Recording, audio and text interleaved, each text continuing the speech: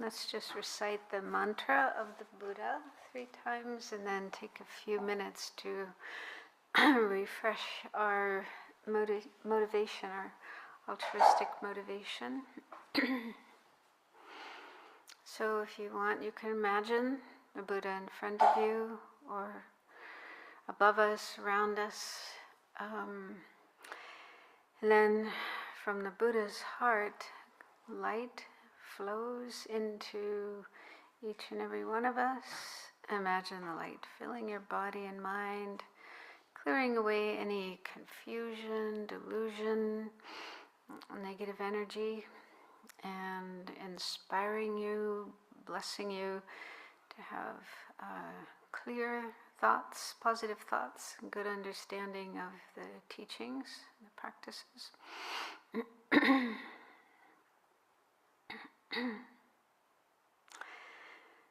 Tayata Om Mune Mune Maha Munaye Soha. Tayata Om Mune Mune Maha Munaye Soha. Tayata Om Mune Mune Maha Munaye Soha.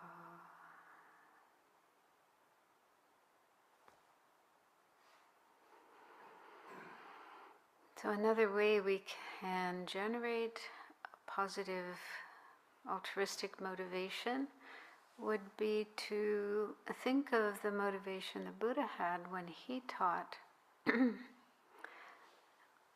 So he was concerned about everyone, all living beings. He had compassion for all living beings, wanting to help everyone be free of suffering and the causes of suffering, and to achieve every kind of happiness up to enlightenment. So that was his motivation for teaching. He was totally unbiased, not at all concerned only about some, but neglecting or excluding others, but just a totally open mind to all living beings and a compassionate, loving mind. So that was his motivation for giving these teachings that we're learning about here. And if you find that inspiring, you can try to have the same attitude yourself, thinking that you're learning about these teachings so that you too can help others as much as you can in your life. So something like that. If you find that helpful, you can use that as a way to have an altruistic motivation.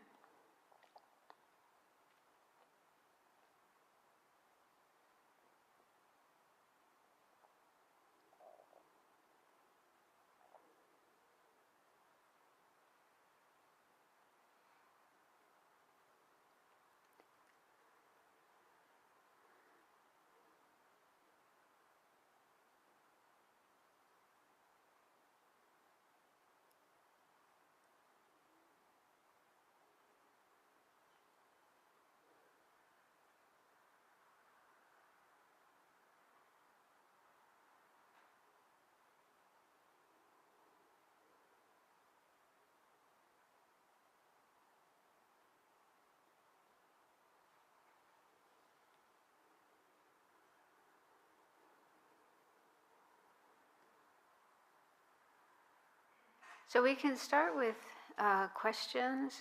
If you have any questions that came up during the discussion period, or questions related to anything that I have talked about, yes. And please use the microphone. This one. Where did it go? Okay. Yes. First of all, thank you so much for your teaching so far.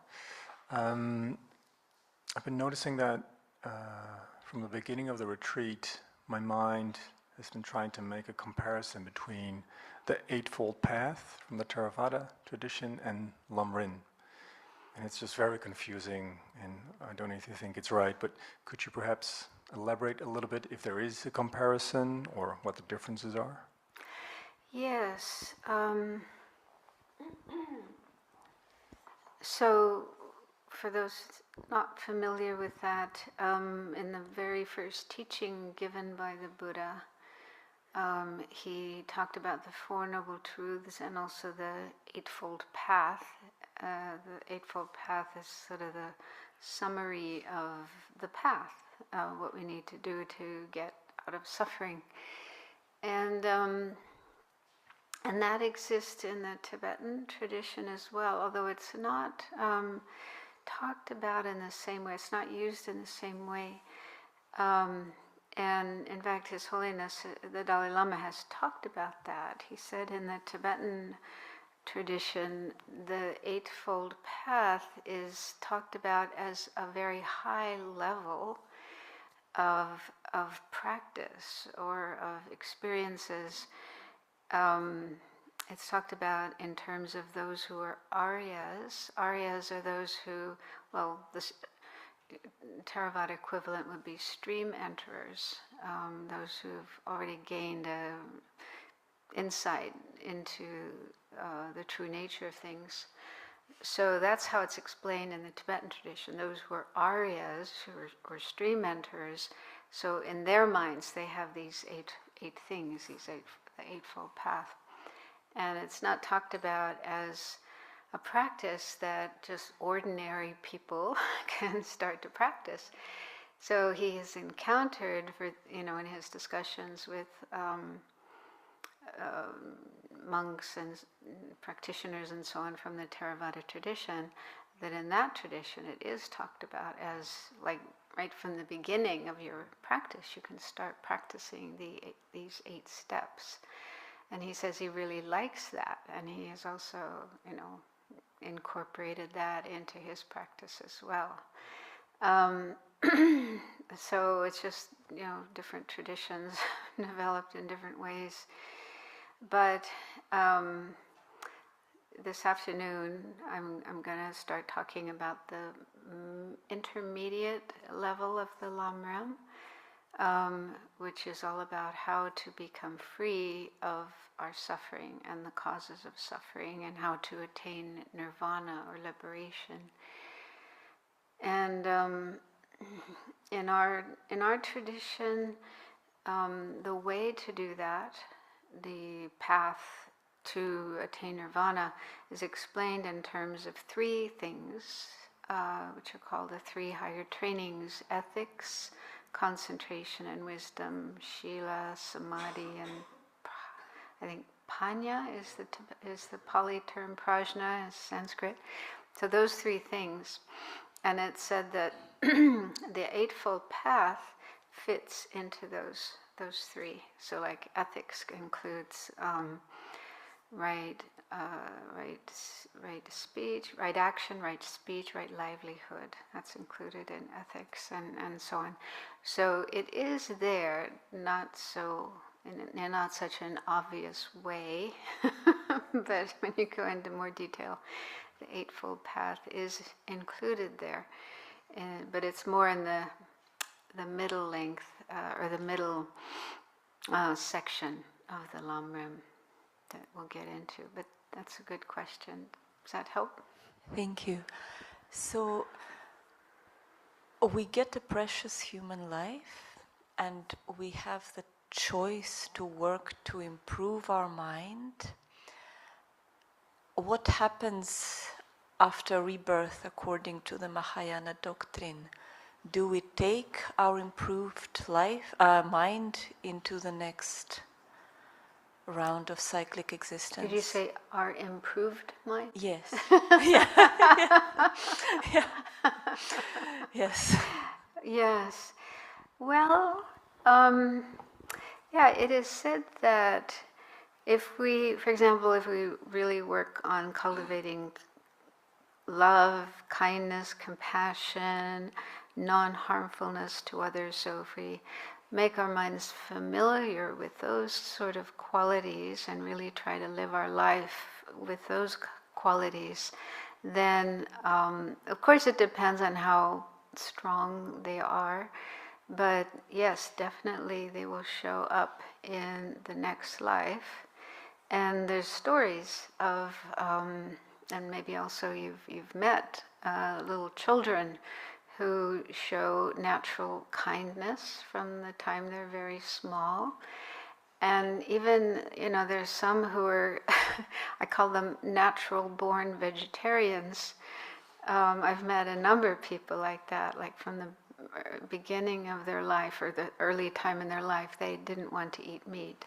And they just had this natural kindness towards other beings and animals and so on. And so those are qualities from past lives. They cultivated those qualities, practiced those things in previous life, and so they show up in the next life as well. And also, there's some people who, even as young children, show a strong attraction to religion or spiritual traditions and, different religions, of course. But like I met one young woman who, she, at the age of 11, she was just sitting in the living room playing, and the Dalai Lama was on the TV. It was when he won the Nobel Peace Prize, so he was being awarded that. She saw the Dalai Lama on the TV, and this thought came into her mind, I have to be a Buddhist. And she didn't do anything about it then, but the thought would keep coming up at different times in her life. And when she was in her 20s, she would just wake up in the morning thinking, I have to be a Buddhist. And it was kind of driving her crazy. So finally she decided, I have to do something about this. And then she started going to a Buddhist center and learning Buddhism. So to me, that's clearly, past life imprints, because she was born in France, and probably a Catholic family. There was nothing in her family that was influencing her in that way. So I think these are examples of how past imprints from a previous life will show up again in the subsequent life. And then, of course, there's the opposite of some kids who, from an early age, show other kinds of qualities, like being aggressive, being harming other kids or animals and insects and so on. It's almost like they enjoy that. So, yeah, whatever qualities or characteristics we have from the early part of our life, these are a carryover from past lives. So this is why it's so important that we really try our best to cultivate the kind of qualities we want to have again and again in our future lives. And also make prayers. In our tradition, it's also recommended that we make prayers to be born as a human being with all the ideal conditions to continue our practice. And the conditions aren't just outer conditions, but also inner conditions. The wish to continue practicing and cultivating our good qualities. So make prayers for that, dedicate merit for that. That's also very important. Thank you. Hello, thank you for the teachings. I had questions about the hell realms and the unfortunate realms. I also struggle kind of like a little bit with the concept of the hell realms. But then I really do find kind of a lot of peace in knowing that the beings that are in those realms that can get out of those realms, because I think the difference to my understanding with Christianity is that you're doomed forever, right? Mm-hmm. So this is, this is bad. No second chance. No second chance. Yeah. Well, I was just wondering how do beings that get in those realms get out of there? Because it seems like such a hard situation to kind of it's like a negative cycle, like spirals down in a kind of way. That's why, So, that's one of the reasons they say we should really try our best to avoid those realms, because once you're there, it's very hard to get out. It's not impossible, but it's hard. So you keep circling around in those realms again and again. So how you can get out is, the beings who are there have good karma that they created in past life, and also good qualities that they created in their previous life. So those haven't been lost or destroyed. They're still there in their mind, and they might ripen. In fact, there's a story of the Buddha long ago. He was in hell and undergoing some really terrible suffering together with someone else, another being. And he generated a feeling of compassion for this other being. And he said, "Let me take your burden." Like they were pulling some kind of heavy, really heavy cart or something, and being whipped, and like people do with horses. He had compassion for this fellow being and said, let me take on this burden and let you be free. And that experience of compassion was really strong and pure. And at that moment, he left, he died as a hell being, and then he was born, in a better situation. So it's hard, but not impossible for hell beings to generate those kind of thoughts. And also it's said that there are bodhisattvas who, so bodhisattvas are those who are dedicated to helping all sentient beings, and they have so much compassion that sometimes they will choose to go to these other realms, like the hell realms, the hungry ghost realms, and work to help the beings there, help them get out. Yeah, that was going to be my next question. If there's help there for the beings. Yeah. Because we have all these teachers, right, in this realm. But it doesn't seem so apparent in the unfortunate realms. So I'm just trying to get an image of the unfortunate realms that's a bit more fortunate. Yeah. So that's hopeful. what it said. There's one in particular, one of the 8 great bodhisattvas named Kshitigarbha. And this statue, this standing, he's in the form of a monk standing, is Kshitigarbha, and he's one of the things he's renowned for is he made this kind of vow or promise that he would work to help all the beings in hell, help them all get out of hell to a better situation. So he's just one, but there's others who are dedicated to helping the hell beings. And I don't know if this is interesting or too weird for you, but there's this the person who started Shambhala Publishing Company. It's one of the first Buddhist publishing companies in America, Shambhala.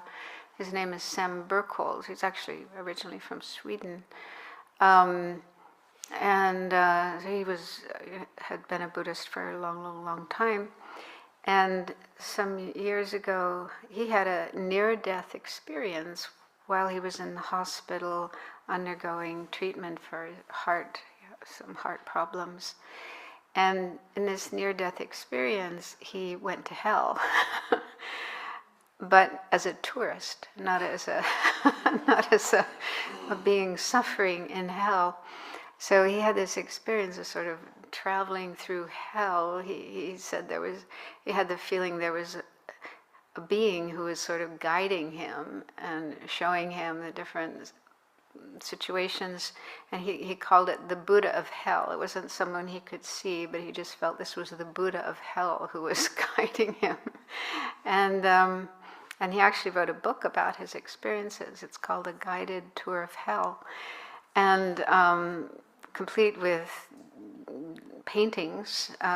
He collaborated with a Tibetan artist who painted the description, what he saw, the different parts of hell, and he also had conversations with some of the hell beings who told him about their previous life, what they had done. The one I remember most vividly was a suicide bomber. So he said there was actually a whole section of hell for suicide bombers, and their experience was they just got blown up again and again and again, which makes sense. You do that to a whole bunch of people, then you're creating the cause to have that happen again and again. But one of the most beautiful things was, he said there was this being in hell. It was a female being, and he called her Sophia, but I think of her as Tara, Tara the protectress, who is also dedicated to helping all living beings. So she was down there in hell, and she was trying to help the beings get out. She was, really influencing them and trying, to help them get out of that situation. And she was successful. She was helping a lot of beings to get out of hell. And even though she was there in this horrible, horrible situation, she was, not unhappy, but very full of compassion and love, and just joyfully helping those beings. So that was quite a beautiful kind of story, and it makes sense. It's in accordance with what they say, that the bodhisattvas want to help all sentient beings, including those in the lower realms, and so they will deliberately go to those lower realms and help the beings there. But they can't make miracles. They can't just pick those beings up and put them somewhere else. So it also depends on the beings themselves having some, good karma and good qualities to receive the help.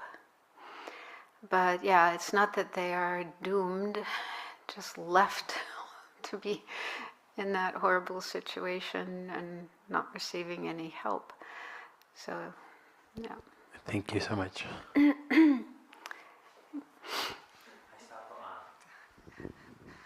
Yeah. I was wondering, yesterday you were talking about that the first hippies got Lamrim teachings when he... Is better? Yeah, that's better. I was wondering, yesterday you told that the lamas teach the hippies the Lamrim in the beginning. But afterwards you told that the Lamrim is not for beginners. And I think also for most common Tibetans, it's also not so much a beginner's topic. Have you any idea why they taught the Lamrim to the hippies then? If it was too difficult? Yeah, well, my thought is that in Tibet they actually didn't have books like, introduction to Buddhism books, because they didn't need them.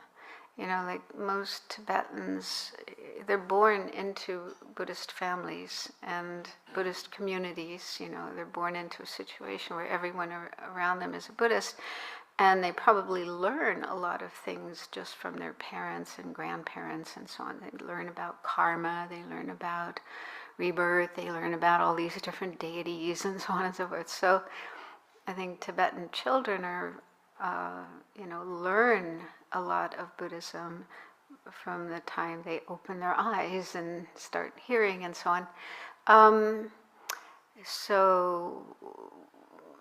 And the majority of people in Tibet were Buddhist. So they didn't have people who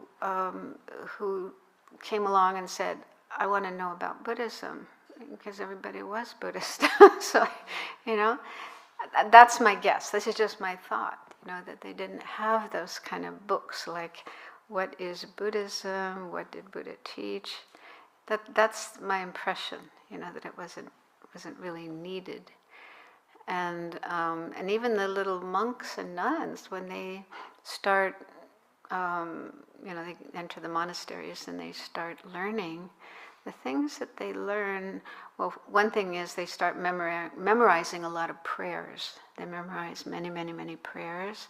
And then they start studying Buddhist philosophical texts, like how to debate, and about the mind, the different types of mind, what we call lorik. So they start memorizing those texts, and I don't think they have much understanding of what they mean, but they memorize them, and then later they get teachings on them. So that's the education that they have, and they probably also learn a lot of basic teachings just from their teachers,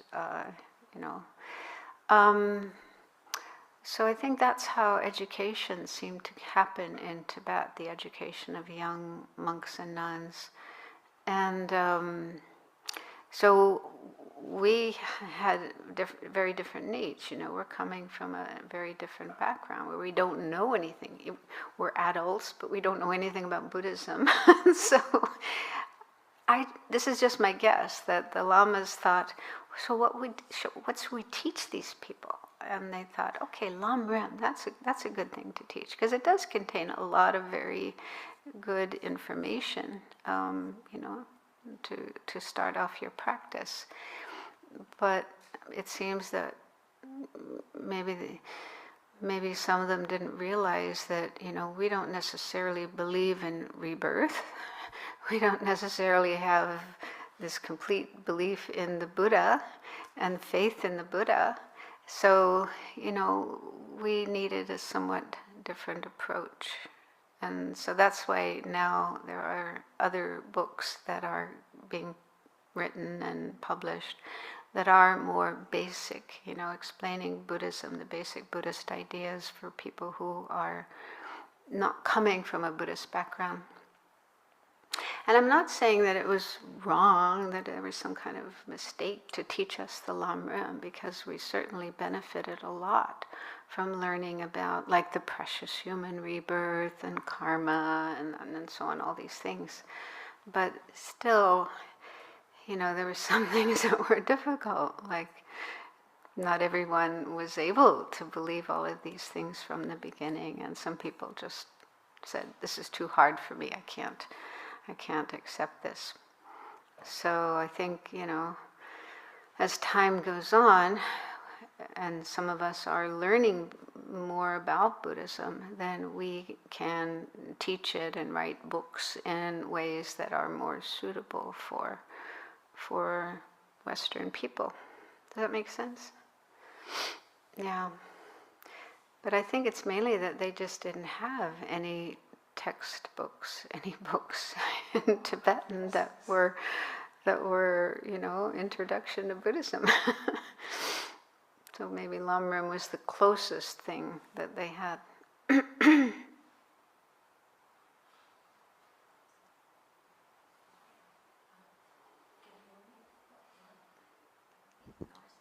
Yes.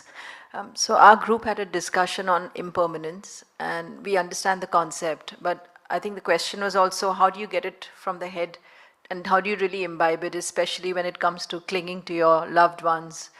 It's very easy to kind of meditate on an object, but when it comes to people, it's extremely difficult, and also there's a kind of resistance when you get into that meditation. Yeah. Well, that's why we need to do meditations again and again and again, not just once or twice.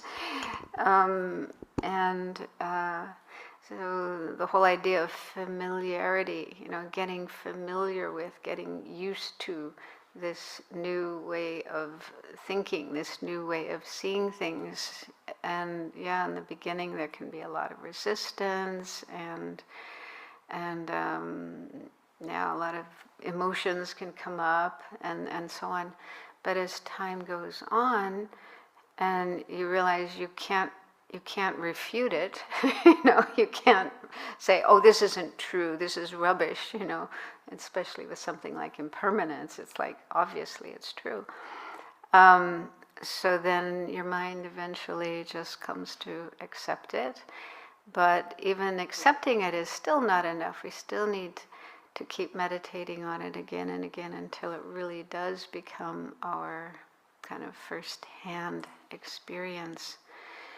And then, when there are things coming up in our mind, like resisting it, or still clinging to something even though we know it's impermanent, then there are other methods, other techniques that can be used to deal with that, like overcoming attachment.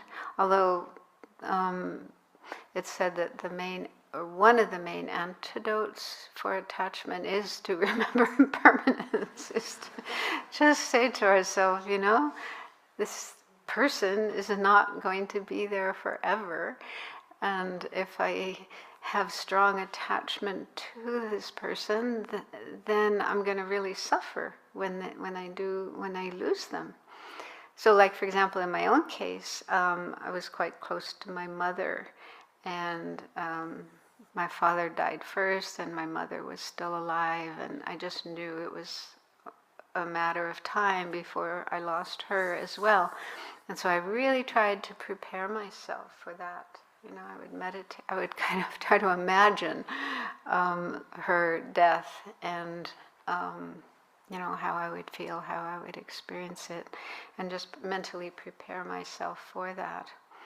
And it certainly helped when she did die. It was really helpful that I had done that kind of meditation. It was still difficult emotionally. It was harder than I expected it would be.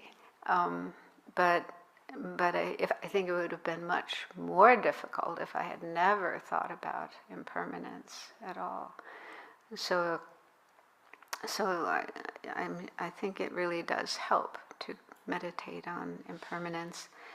But when it comes to attachment to people, attachment to things, attachment to our own body, attachment is really deep and hard to overcome. So they say that in the teachings, compared with some of the other afflictions like anger and hatred. I think partly because it's so painful, right? It's really painful to feel anger and hatred, so you sort of want to get rid of it. But when it comes to attachment, it's harder to even have the wish to get rid of it, because it seems to be associated with pleasure, with happiness.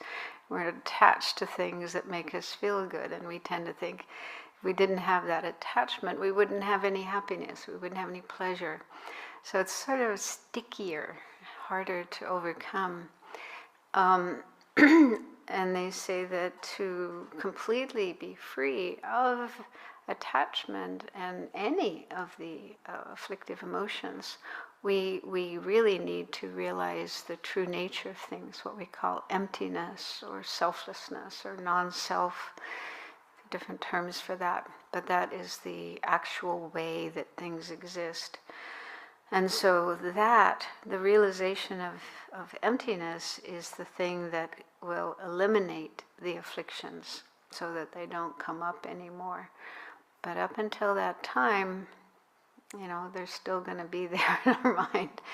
So it's not so easy to completely overcome them. But at least if we can recognize that they are faulty, they are problematic, they lead to suffering and problems, and work on applying remedies, antidotes to them, then at least we can manage them. Yeah, we can sort of keep them managed rather than, they're controlling our mind. I have a question about karma. You explained this morning that the certainty of karma is that if we have an ethical life, we will have a human rebirth. If we have a killing and so on, we will have fallen to the lower realms, which sounds logical. And then there's also at the time of death, if we had a good life, ethical life, and then we have an affliction coming up, then the affliction is ripening those negative mental karma imprints, and then again we go to hell. So it is logical, because of course if afflictions ripen negative karmic imprints, then we go the wrong direction. But still it seems a bit harsh. How do you explain this to students, if this?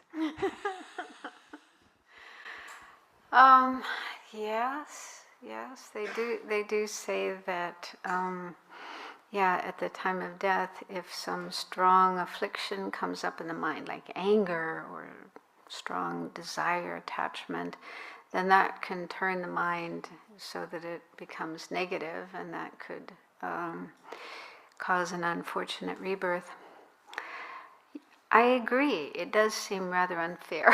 And I really hope that doesn't happen with me. But on the other hand, in the initial scope of, the one we were talking about this morning, I didn't talk much about the topic of refuge, but it said that one of the benefits of taking refuge is not being born in the lower realms. So if you, at the time of death, if you're able to think of any of the objects of refuge, it doesn't have to be all three, Buddha, Dharma, and Sangha, but even just one object of refuge, even the Buddha or one of the deities, Tara, or your teacher, if you can think of one of the refuge objects at the time of death and take refuge in them, then that will stop any, an unfortunate rebirth in the next life.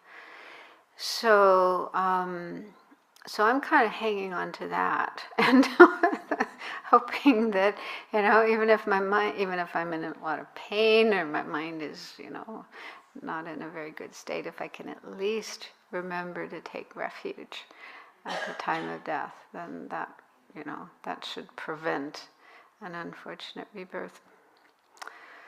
So, I know there are all these stories. There are stories about even monks and nuns, monastics, who at the time of death, or because of something they did during their life, then they end up in a bad rebirth in the next life. So I don't know. I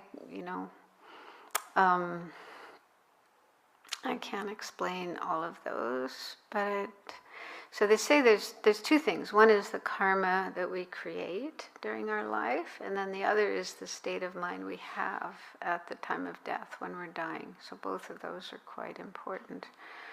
So I just think if we do the best we can to keep our karma clear and clean during our life, but also cultivate practices like refuge, taking refuge, doing that every day and really making ourselves familiar with that.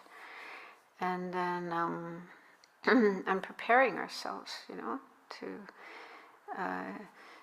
even at that moment of death, to be able to remember refuge and take refuge. And that's all we can do.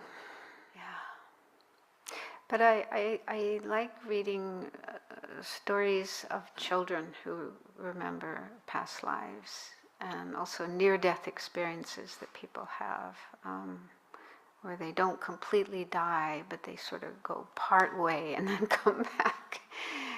And many of those stories are of, they kind of point to good experiences.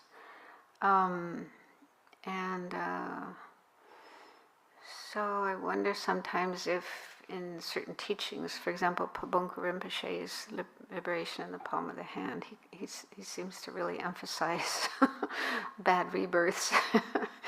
And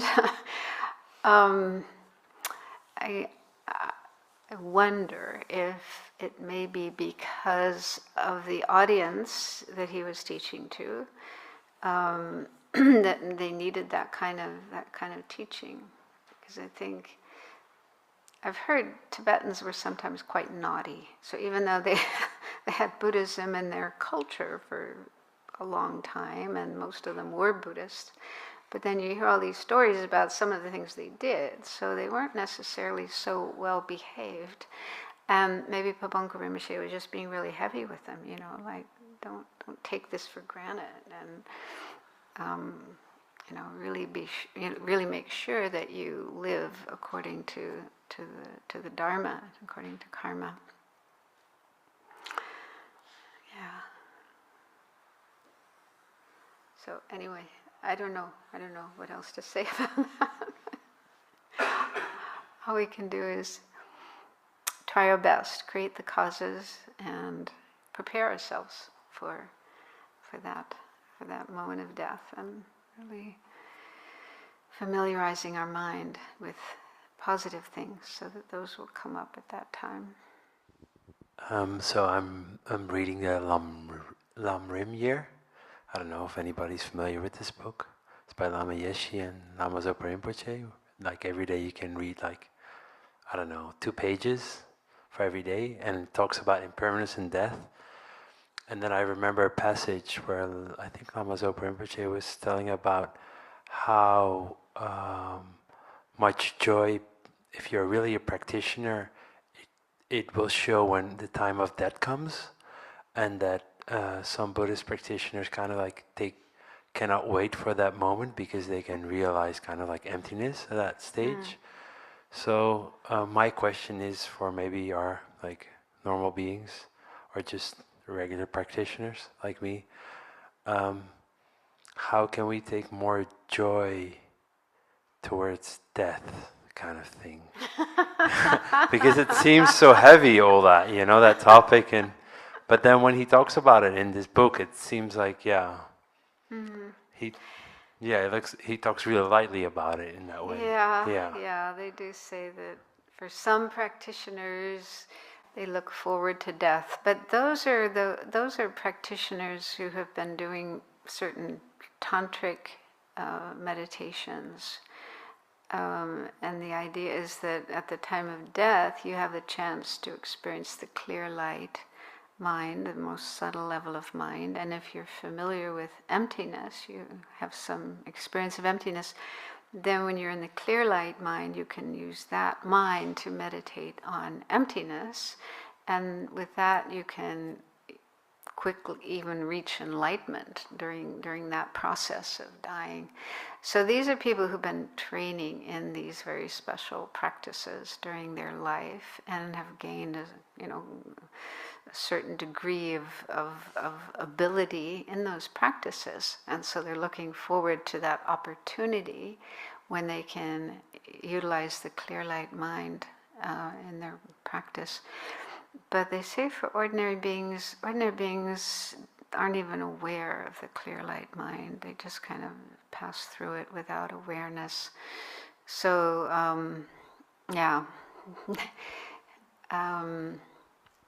they say for ordinary beings, or those who aren't at that level, being able to recognize the clear light mind, then another sign of accomplishment is that you don't have any regrets about death, because what often happens when people come to the end of their life and they are approaching death, they feel a lot of regret. They look back on their life and remember all these things that they did and feel bad and guilty and maybe fearful. But if you've been practicing and living a good life, then you won't have that experience. You won't have worry and regret about what you did in your life. Your mind will be calm and you'll feel good about the way you lived your life. Okay, and have you met any of those practitioners that were really looking forward to the time of death in your Buddhist career? I'm just curious. Yeah. I can't remember. I can't really say that I have. Anyone else? Is anyone else here? Thank you. There's this movie about Tukdam. When there has been research on Western scientists on people who were in this state of clear light awareness. You can still see it. It was in Holland, so I can give you the link. Yeah, you can see it online. Yeah, so there's in that film. Although I don't think they actually interviewed any of the people before they died, but it was more like when they were dying, then they would go and put electrodes on their heads and try to figure out what's going on with them. But yeah, there are such practitioners who are kind of very calm when it comes to. Oh, actually, there was that one Lama in Nepal. I don't remember his name, but he was quite extraordinary. They showed some photos of him before he died. He looked just like totally blissed out, and he was in the state of Tukdam for I don't know how many days or weeks, but he seemed to be in a really positive state of mind before he passed away. And but having personal contact with somebody like that, I can't remember. But there are lots of stories of these practitioners who, at the time of death, they go into meditation. Sometimes they're even sitting up, and and they remain in this state where they're not breathing. I mean, they show no sign of life. They're not breathing. They're not moving. It looks like they're dead, but they're not. And the mind is still in the body, meditating in the clear light until certain signs indicate that the mind has left. So yeah, if you're interested, you can watch that film. It talks about that. Tukdam, Tukdam.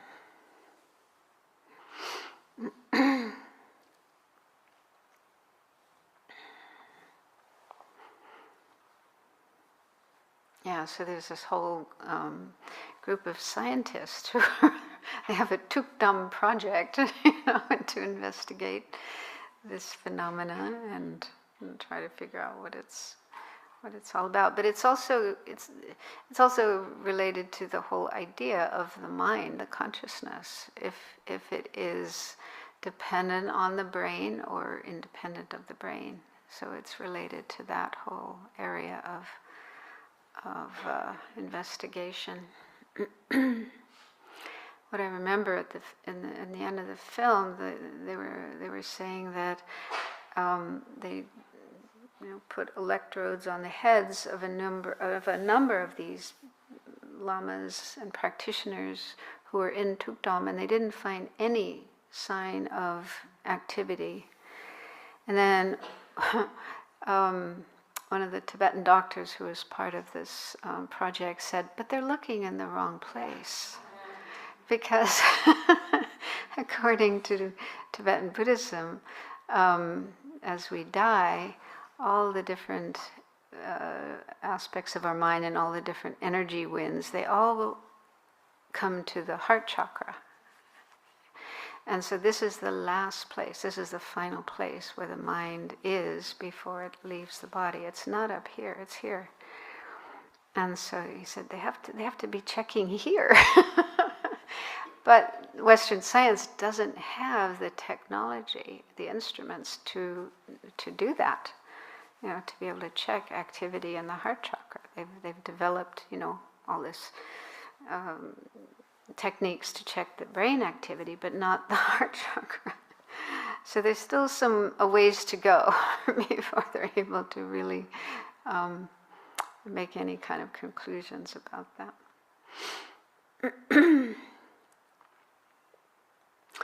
Okay, so let's see, where are we?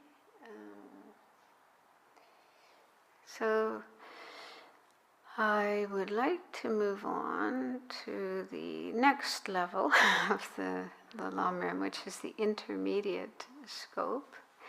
So if we could have the slide number 7.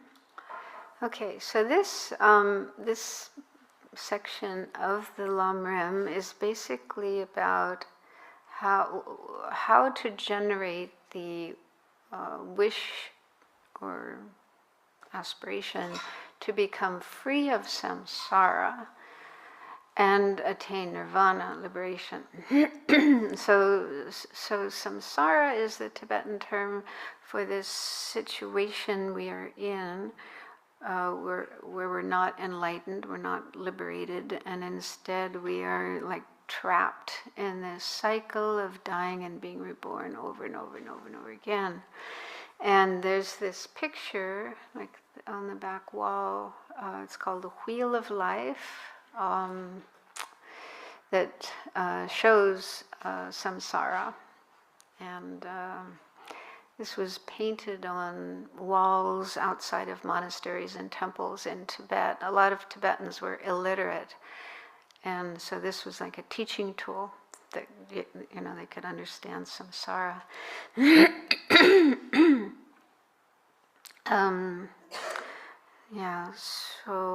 So we are in this situation of samsara, and samsara is characterized by suffering, although a better translation, the Sanskrit and Pali terms, dukkha,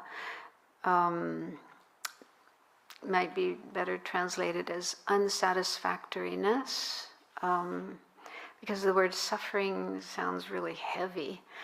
And of course, you know, there is heavy suffering, horrible, terrible suffering, but the term dukkha refers to any kind of experience that is unsatisfactory, unwanted. And so even little aches and pains, irritations, you know, any kind of unpleasant, unwanted experience we have on the physical level and on the mental, emotional level is what's included in dukkha, or suffering, and or unsatisfactoriness. So it said that the whole of samsara, everywhere in samsara, as long as we are in that situation, we are not liberated, every situation is actually dukkha. Even in the higher realms, the heavenly realms, where you have really long lives and so much pleasure and almost no pain or anything unpleasant, even there, the nature of those situations is still dukkha. Because, well, one way to understand dukkha is in terms of 3 types of suffering. We'll do a meditation on this later. That said, all the different types of suffering, or dukkha, are included in 3.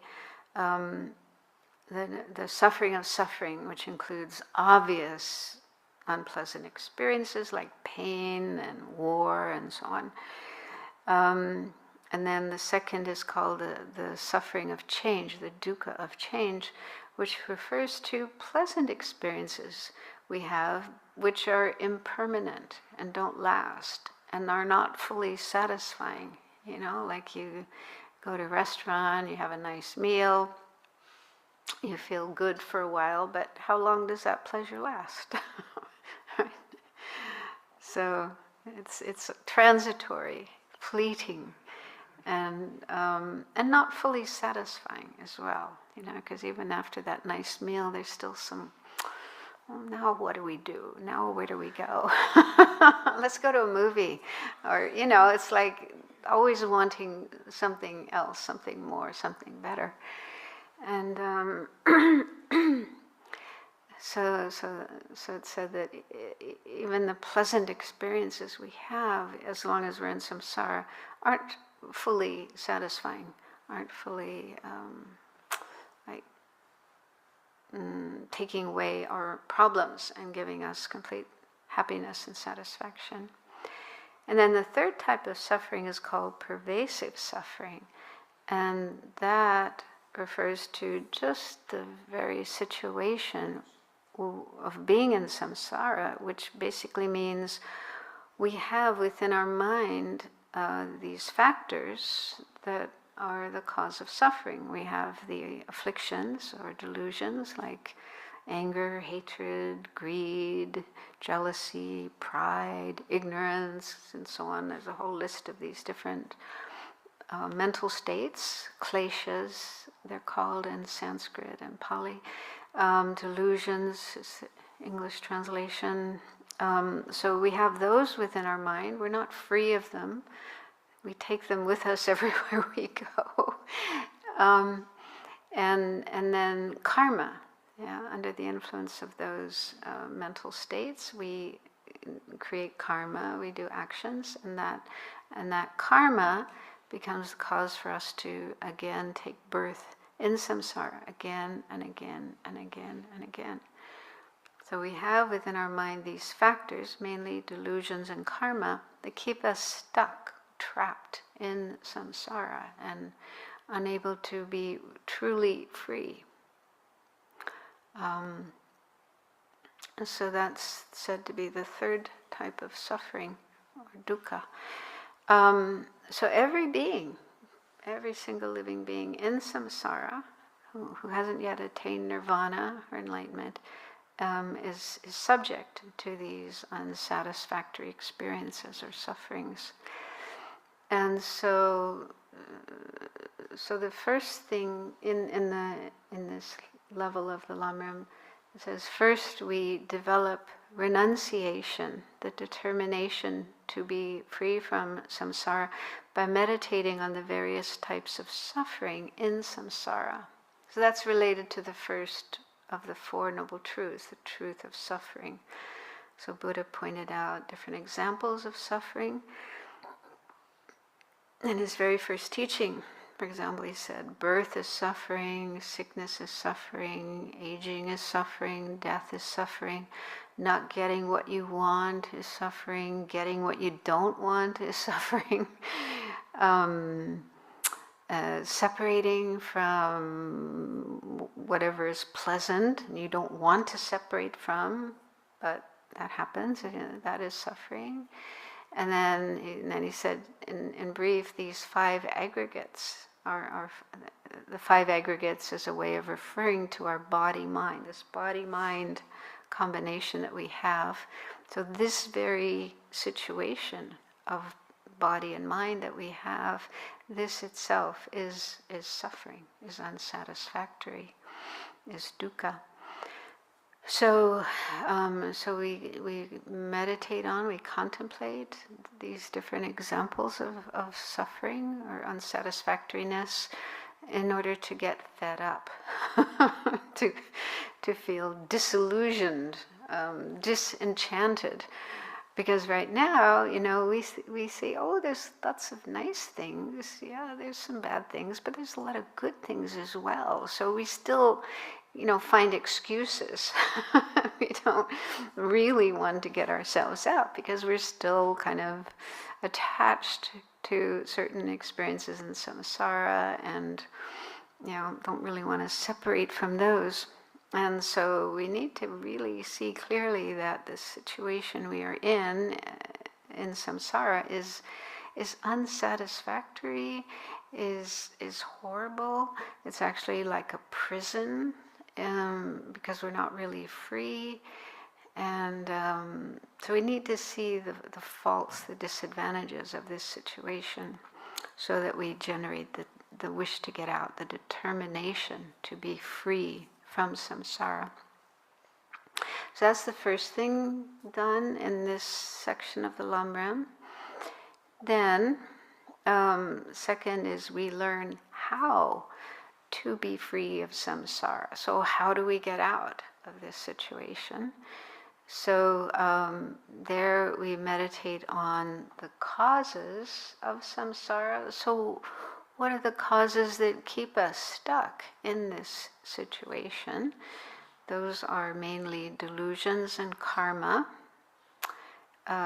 especially what are called the three poisonous states of mind of greed, hatred, and ignorance. Those are the three main delusions or kleshas that we have in our mind. And then karma, actions we do under the influence of those states of mind. So, for example, getting angry and then killing somebody or harming somebody or speaking harshly to somebody, causing any kind of suffering or harm under the influence of anger. So that is negative karma, and that is a cause of a bad situation, like a bad rebirth and suffering. But even the ironic thing is that even when we create virtue, we do virtuous actions like meditating, making offerings, practicing generosity, and so on. But as long as our mind is still under the influence of ignorance, that doesn't see the true nature of things, but sees things in a mistaken way, as truly inherently existing, when in fact things are empty of true inherent existence. So that ignorance is said to be the main cause of samsara, the main thing that keeps us in samsara.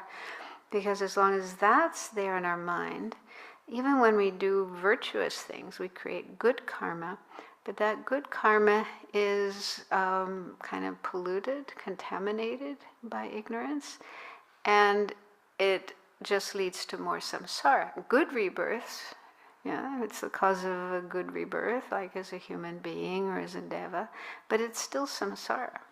We're still in samsara. We're not free of samsara. So even when we do virtue, but under the influence of ignorance, we're still spinning in samsara. And so if you really see the disadvantages of samsara and really want to be free of the whole thing, then what we need to do is eliminate ignorance. That's the main problem. It's said to be the root of samsara. And the way to do that is the last point, the 3 higher trainings. So this is what I was talking about earlier with regard to the question about the Eightfold Path. The 3 higher trainings: ethics, concentration, and wisdom. So those are the main practices one needs to engage in order to get out of samsara. So ethics is mainly non-harmfulness, living in a way that we don't cause harm, we don't do anything harmful to anyone else, but also ourselves. Because when we create bad karma, we're also creating suffering for ourselves. We're making others suffer, but we're creating the cause for ourselves to suffer. So that's like harming ourselves. So ethics in Buddhism is basically non-harmfulness, giving up harmful actions. And then concentration is developing our ability to keep our mind focused, concentrated on our meditation object that we choose, and train our minds to stay focused on that and develop better and better concentration. And then wisdom is the most important thing, and that means understanding the true nature of things, emptiness or selflessness. So it's by understanding wisdom, gaining wisdom, that we are able to overcome ignorance, the root of samsara, and that's like cutting the root of samsara, so that we can become free of samsara, free of rebirth. So those are the main practices that we train in order to attain liberation or nirvana. And in an expanded way, those 3 higher trainings are the same as the Eightfold Path taught by the Buddha. So that's just in a nutshell what's involved in this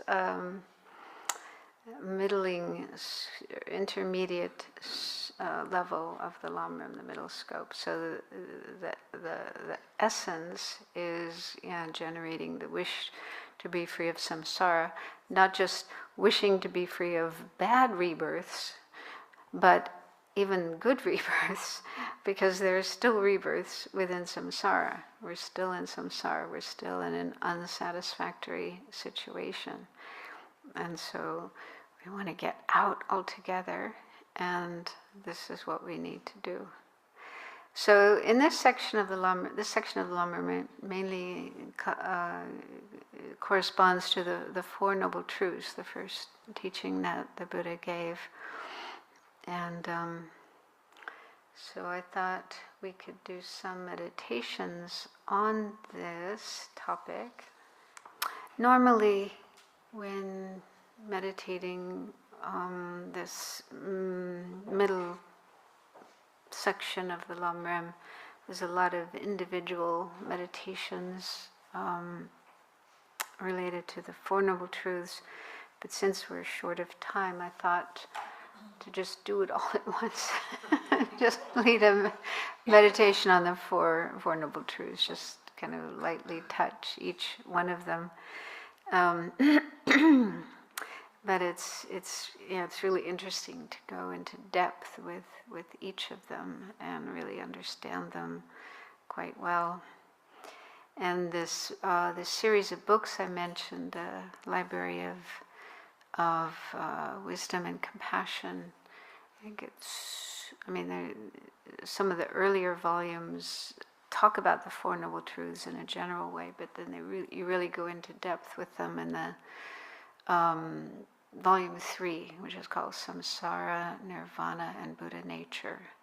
So it's a lot of really interesting details about the Four Noble Truths in that volume, and also in subsequent volumes.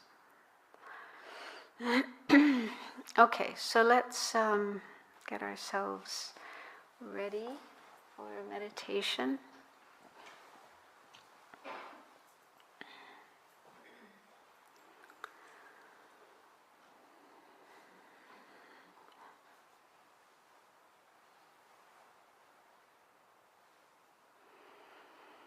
Take a few minutes to make sure you're sitting in a good position for meditation, and that your mind is settled down in the present, the here and now, and not somewhere else. So watching the breath coming in and going out is a helpful way of doing that. Just bringing yourself to the here and now.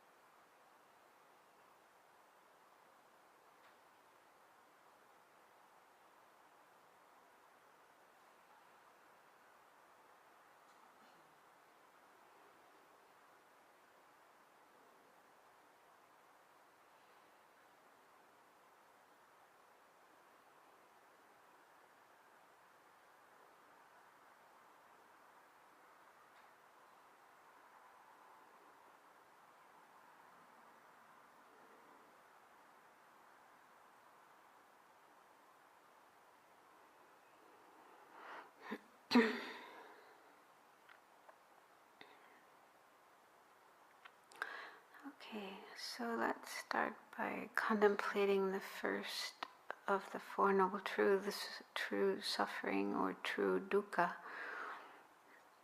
So there are many different examples of suffering, dukkha, that are experienced within samsara. But it's said that all different kinds of dukkha can be included in three. First is called the suffering of suffering, and that refers to obvious suffering that everyone recognizes, including animals. So, for example, physical pain and being harmed by others, and hunger and thirst and heat and cold and so on. So any kind of physical problem, pain, uncomfortable situation, as well as mental or emotional pain, suffering like fear and anxiety, depression, despair, so any kind of unhappy, unpleasant state of mind. So just think about this in your own experiences you've had of this first type of suffering.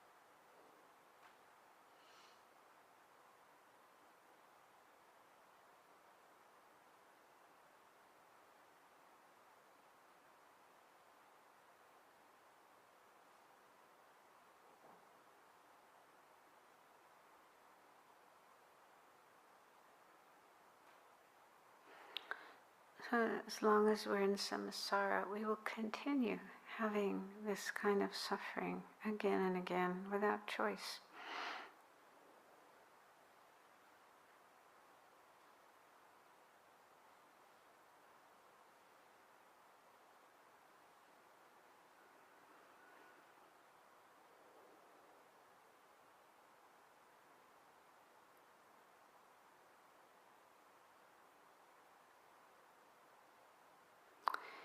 And the second type of suffering is called the suffering of change, referring to pleasant experiences that are very fleeting, short-term, don't last, and don't fully satisfy us.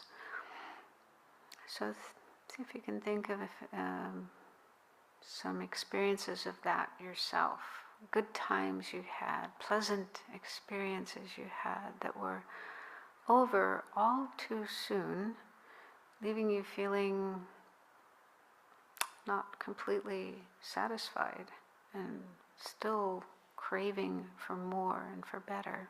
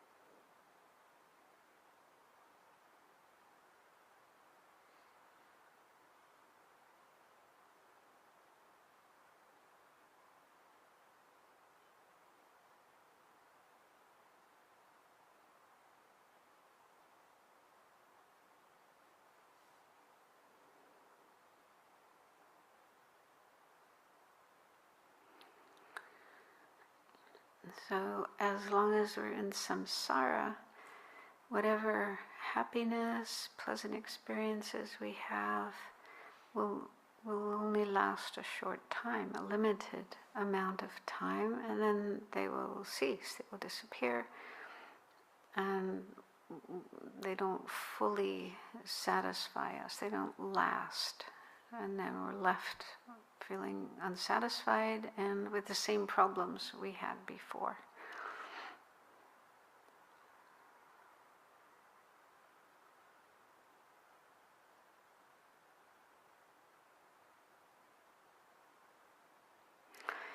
And then the third type of suffering is called pervasive suffering, because it pervades the whole of samsara, every place, every realm, every life within samsara is pervaded by this one. And this is kind of subtle. It refers to the fact that our minds are not really free of afflictions like greed, hatred, ignorance, and karma. So those live within our mind and go with our mind from one life to the next. We can't just get rid of them, but they keep going with us and become the causes for us to continue experiencing suffering again and again, and continue to take birth in samsara again and again. So those are the things that keep us trapped, imprisoned in samsara, unable to be free, unable to attain real freedom, liberation, nirvana.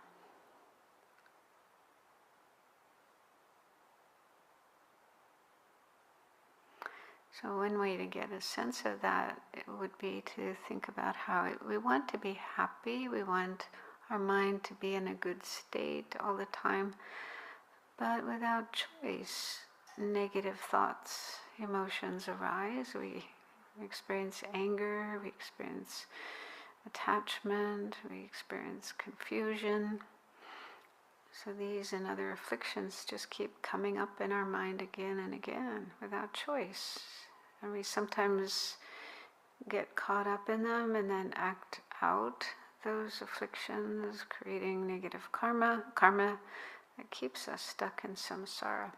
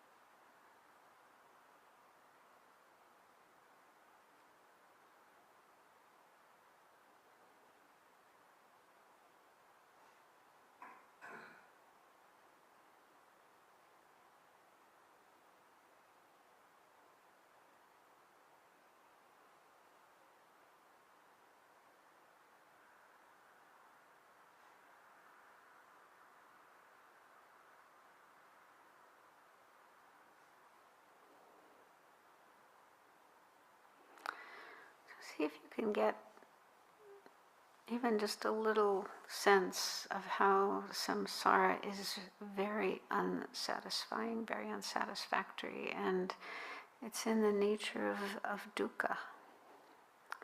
So it's not a situation you want to remain in, but you want to be free of.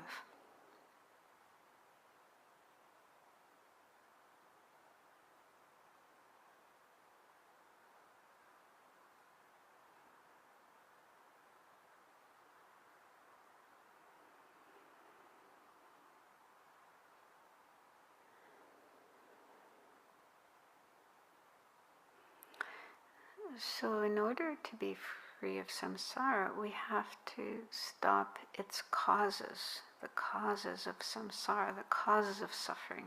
So that's the second of the four truths.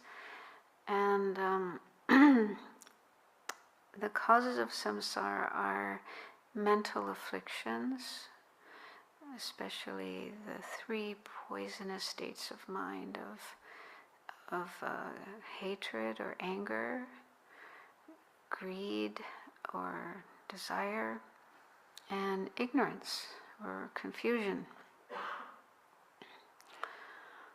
So see if you can identify those in yourself, even though they may not be there right now, but there are times when strong anger or hatred come up, or strong desire, attachment, or you feel just really confused and don't understand how things exist.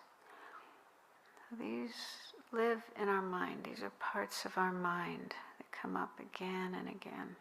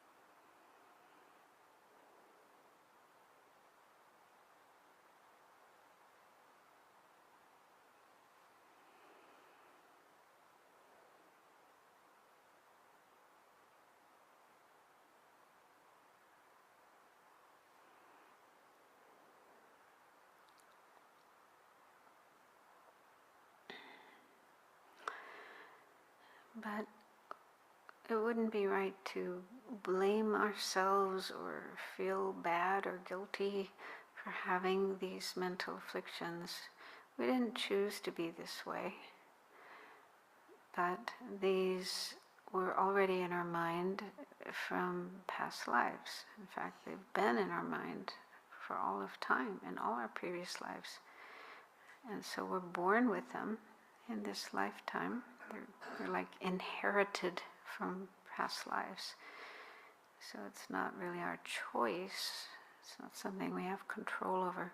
So we shouldn't feel bad and beat ourselves up.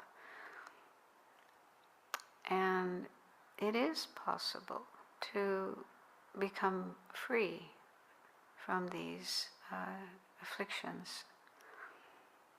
They're not permanent parts of our mind. They're not things that will be there forever.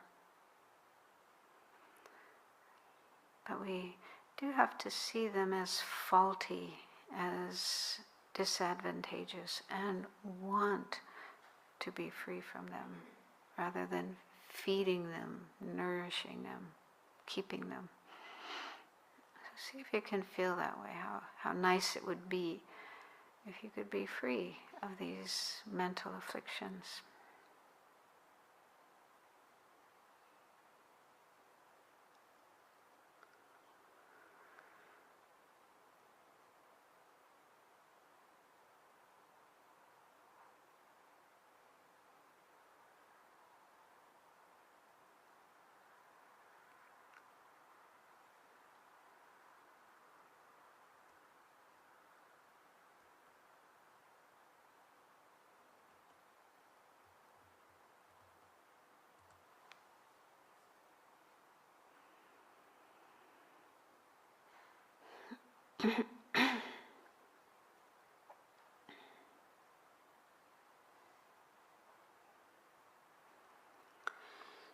And the possibility of being free from mental afflictions leads to the third of the Four Noble Truths, which is called true cessations.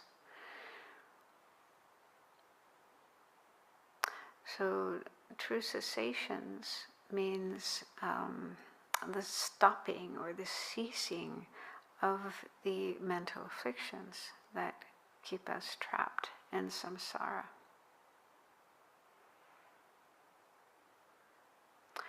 So we might have doubt that this is possible, that we can actually get rid of these mental afflictions. So there's 4 points in the teachings that we can contemplate that might help us understand how it is possible. The first is that these mental afflictions are impermanent rather than permanent. And this is something we can start to see in our experience, because sometimes they're there, sometimes they're not. So, for example, anger, hatred, this is one of the afflictions. So I think if we look honestly at our mind, at our experience, we can see that, there's times when there's anger. I'm feeling angry or annoyed, even hateful. But there are other times when I don't feel that way. My mind is quite calm and peaceful, not angry at anybody. So see if you can check that in your experience. See if you can recall times when you're not experiencing anger or hatred.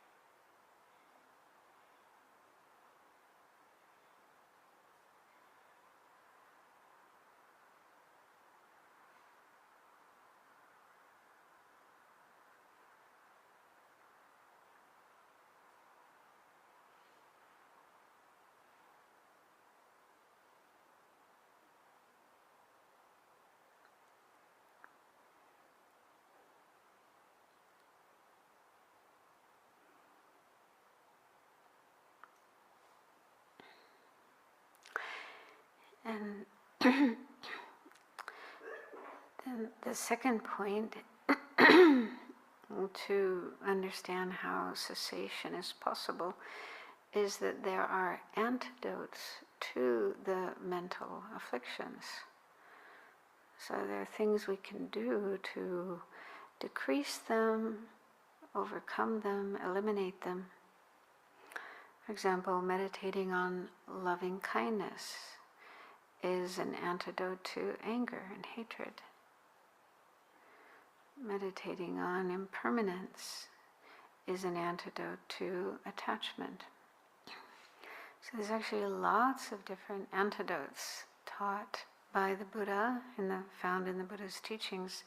If we meditate on these antidotes, and get familiar with them, then we'll find that our afflictions, our mental afflictions, start to decrease.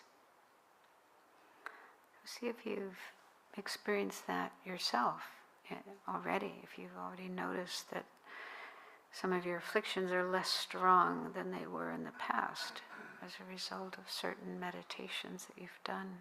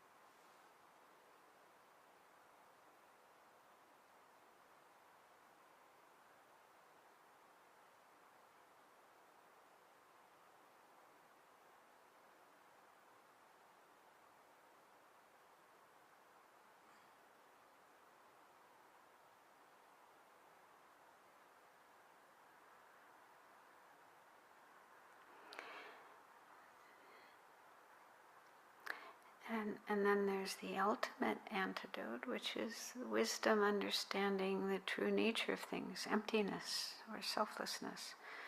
So we have the possibility of developing that wisdom, and when we gain that wisdom, then that will eliminate all the afflictions from their root so that they no longer arise in our mind.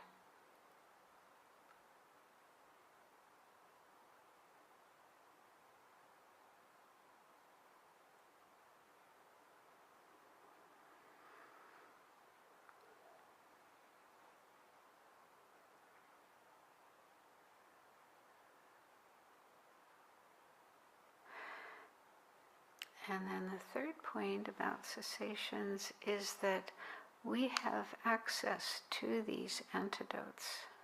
So we have the opportunity to learn the antidotes to the afflictions from our teachers. They were taught by the Buddha and passed down over the centuries, and so that knowledge is still available today. So we can learn how to manage our afflictions. And if we use these antidotes, we can definitely do that. We can get our afflictions more under control and eventually eliminate them completely.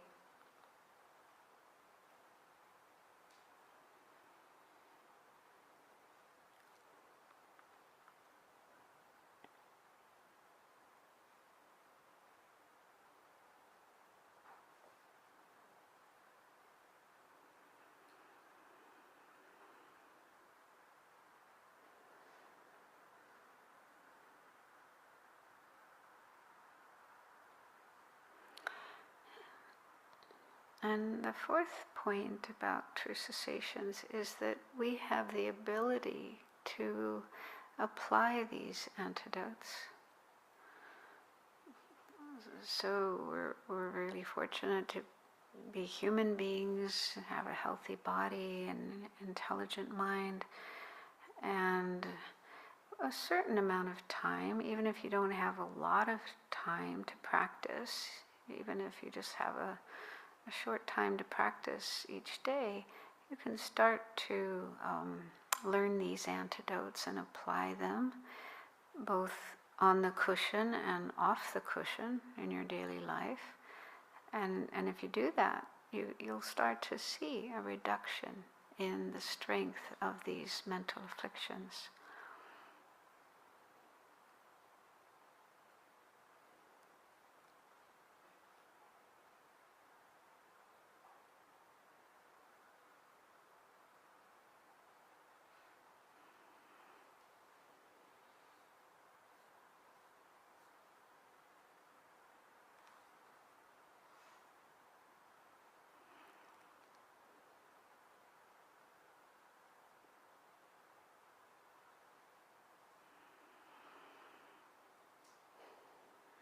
Then just briefly, the fourth of the Four Noble Truths is true paths.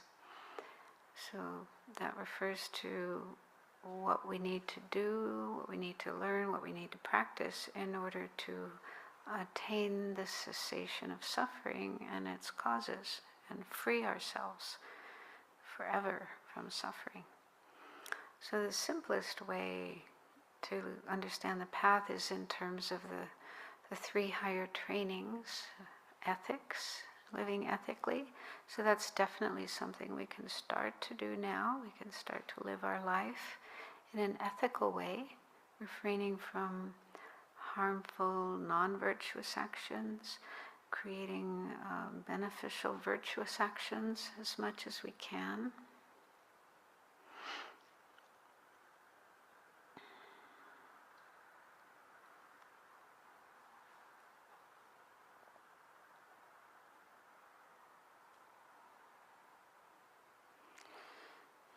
And the second higher training is concentration. It's more difficult to do, but still something we can start working on, training our mind to stay concentrated on our object of meditation. And even if we can just improve that a little bit, we're at least going in the right direction.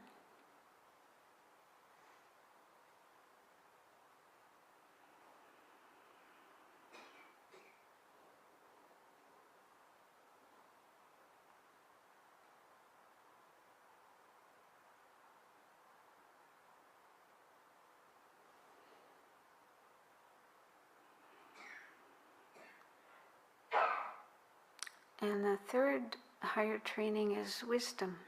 So that involves learning about wisdom, learning about emptiness, selflessness, the true nature of things, and then learning how to think about it and meditate on it and slowly start to develop that wisdom in our mind. Again, this is something we can at least start working on now.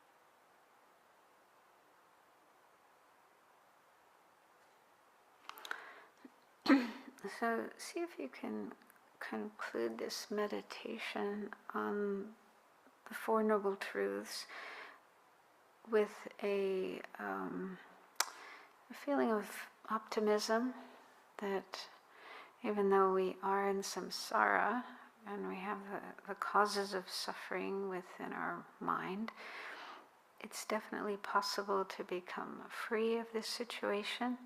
And we can start working on that now. We can start doing the things that will enable us to attain freedom from samsara. So if that makes sense to you, see if you can conclude the meditation with an aspiration, a determination to do as much as you can about starting to practice the methods to free yourself from samsara and all its suffering.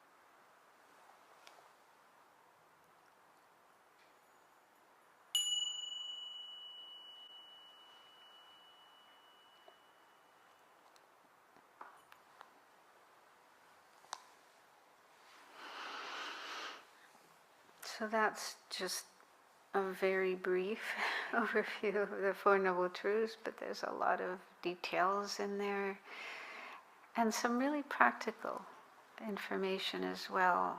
For example, with regard to the the causes of suffering, there's a lot of information about the different kinds of afflictions, mental afflictions, and practical methods, like tools that we can use to deal with them when they arise. Different things we can do about anger, different things we can do about attachment, about jealousy, about pride, arrogance, and that's so helpful because these afflictive emotions pop up in our mind without choice or control, and they're really painful. And you know, even though we feel I don't want to feel this way, but there it is in my mind. And some people use the term hijack, which I think is a very good term, that we get hijacked. Nobody wants to be hijacked, right? When you're traveling, you don't want your plane or train to get hijacked. That's no fun. But our mind gets hijacked by these disturbing emotions. So that's no fun. So it's unpleasant while it's happening, but also the karma we're creating when our mind is under the influence of these afflictions. Then we're not creating very good karma. So yeah, it's really useful to know different antidotes, different methods we can use to at least manage these afflictive emotions, so that we, instead of them controlling us, we can control them and keep our mind positive instead of negative. So there's a lot of information about that in this section of the Lamrim. Very useful. And also it's very important, this section of the Lamrim. Well, all aspects of the Lamrim are important for someone who wants to attain enlightenment, Buddhahood. So even if our goal is becoming a Buddha and helping all living beings, we still have to go through these meditations on the faults of samsara, so that we clearly see the situation that all the sentient beings are in, the suffering they are experiencing, and what's keeping them in that situation. So we have to have a really good understanding of that, because that's what we want to free them from. We have to understand, what's causing them to be stuck, so that we can help them get out. So bodhisattvas, aspiring bodhisattvas, do need to meditate on this section of the Lamrim, the faults of samsara, how to get out of samsara, and so on, so that they can apply this to all living beings and understand what needs to be done to get everybody out of samsara and to enlightenment.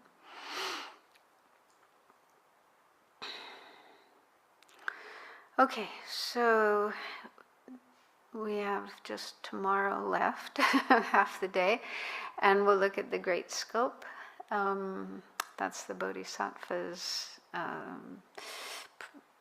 what a Bodhisattva meditates on and practices. So again, we don't have time to go into all the details, but we'll do as much as we can, do an overview. And I've asked Annalise to lead a meditation tonight after dinner on loving kindness, and so that's kind of stepping towards the Great Scope, which is all about cultivating love and kindness and compassion towards all sentient beings. So it's good to start looking at that now and working on that. Okay, so we'll stop there, and maybe this session we can do the dedication prayers. You can do more like a mental dedication tonight at the end of the meditation session. So we'll do the dedication prayers from the file that was sent to you.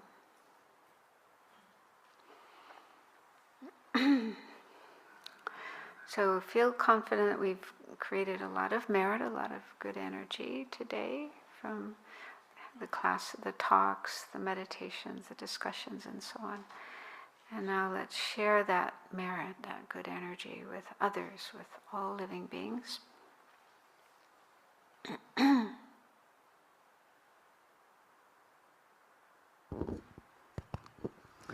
So, we used the prayers at the end of the teachings. Due to the merits of these virtuous actions, may I quickly attain the state of a Guru Buddha, and lead all living beings without exception into that enlightened state. May the supreme jewel bodhicitta that has not arisen arise and grow, and may that which has arisen not diminish, but increase more and more.